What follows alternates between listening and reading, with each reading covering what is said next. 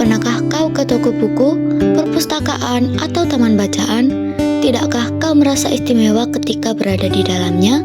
Di sekelilingmu ada berbagai toko dari dunia nyata dan khayalan. Tempat yang pernah kau kunjungi dan yang belum, informasi dan cerita dari masa lalu, masa kini, dan masa depan. Semua berpadu, semua berada dalam genggamanmu. Saat berada di antara buku, tidakkah kau merasa menjadi raja dan ratu?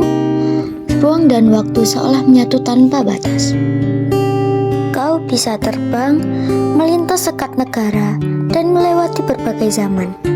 Kau bisa menyelam ke dalam samudera, melayangi di angkasa, bercanda dengan aneka satwa, dan berkelana di tengah padatnya kota, juga di rimba raya.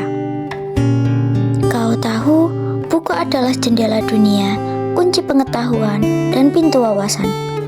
Muhammad Hatta, sang proklamator, berkata, "Aku rela di penjara asalkan bersama buku, karena dengan buku aku bebas." Melalui buku, manusia terbebas dari ketidaktahuan. Tempat-tempat yang dipenuhi buku adalah harapan berkembangnya pengetahuan dan wawasan. Apa jadinya jika kota tanpa buku? Pantaskah dia disebut kota? Di kota itu, mungkin kabar datang dari sumber lain, dari koran, televisi, atau internet. Mungkin informasi dan cerita datang dari cerita nenek moyang. Berbagai dongeng-dongeng sebelum tidur, irama warganya pun tiada beda.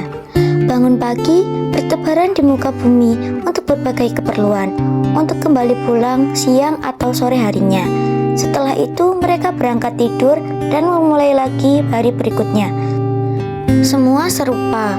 Di kota itu mungkin ada bangunan bernama perpustakaan. Di dalamnya buku-buku berderet dalam rak yang tak terjamah. Tiada tangan meraih dan membuka halaman demi halaman dengan sukacita. Mungkin juga ada tumpukan buku di sudut-sudut sekolah yang sepi dan berdebu, jarang dikunjungi, jarang dibaca.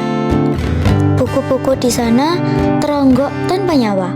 Bagaimana dengan kotamu?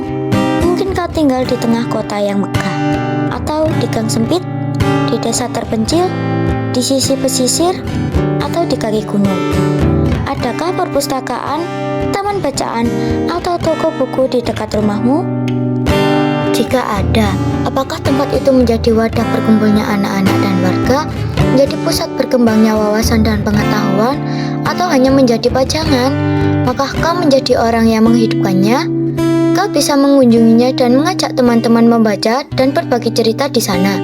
Jadikan tempat itu sumber kegembiraan dan pengetahuan. Jika tempat itu belum ada, maukah kau menjadi orang yang memulai menghadirkannya? Kau bisa memulainya dari sebuah sudut di teras rumahmu.